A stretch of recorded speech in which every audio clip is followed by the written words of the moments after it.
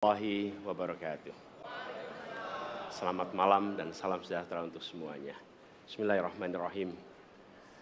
Negara hukum menempatkan hukum sebagai rujukan utama untuk memastikan hadir rasa keadilan, memberikan kebermanfaatan, dan memberikan kepastian kepada semua. Ini harus dipegang teguh oleh pemegang kekuasaan, baik yang di puncak dan seluruh jajaran. Tapi apa yang terjadi? Banyak aturan ditekuk sesuai dengan kepentingan yang sedang memegang kekuasaan. Apakah ini akan diteruskan? Tidak. Ini harus diubah. Ini harus dikembalikan.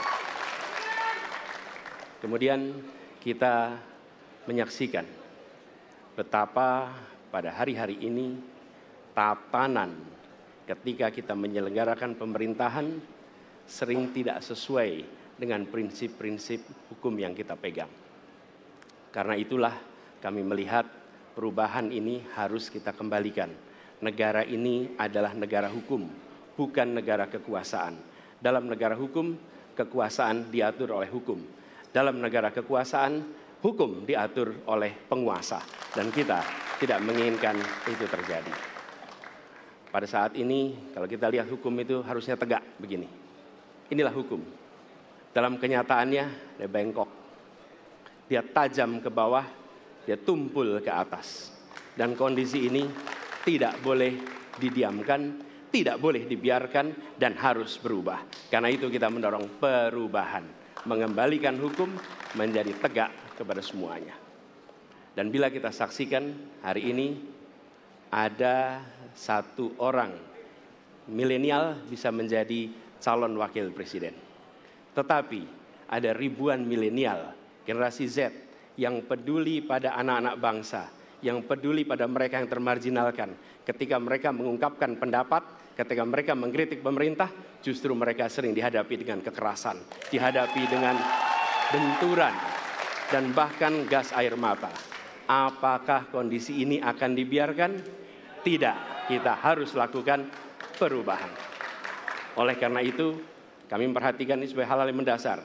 Yang tak kalah penting, ini kedua nih, yang tak kalah penting. Kita menyaksikan pada saat ini, ada peristiwa seperti peristiwa Ibu Mega. Ibu Mega Suryani Dewi, seorang ibu rumah tangga yang mengalami kekerasan rumah tangga, lapor pada negara, tidak diperhatikan, dan dia meninggal korban kekerasan. Apakah akan dibiarkan? Tidak, ini harus diubah. Dan tidak kalah penting, hadir bersama saya di sini ayahnya Harun Ar-Rasyid. Harun Ar-Rasyid adalah anak yang meninggal, pendukung Pak Prabowo di Pilpres 2019 yang menuntut keadilan pada saat itu. Protes hasil pemilu. Apa yang terjadi? Dia tewas sampai dengan hari ini tidak ada kejelasan. Apakah ini akan dibiarkan? Tidak, ini harus diubah. Karena itu, kami mendedikasikan diri, hadir untuk memberikan komitmen bahwa dari puncak sampai ke bawah, kami akan tegakkan hukum pada siapa saja. Kami kembalikan marwah kehidupan bernegara yang menempatkan hukum sebagai tempat yang paling tinggi. Dan ketentuan itu berlaku kepada semua, termasuk ketika menyangkut urusan ASN, menyangkut urusan TNI dan Polri. Terima kasih. Assalamualaikum warahmatullahi wabarakatuh. Terima kasih.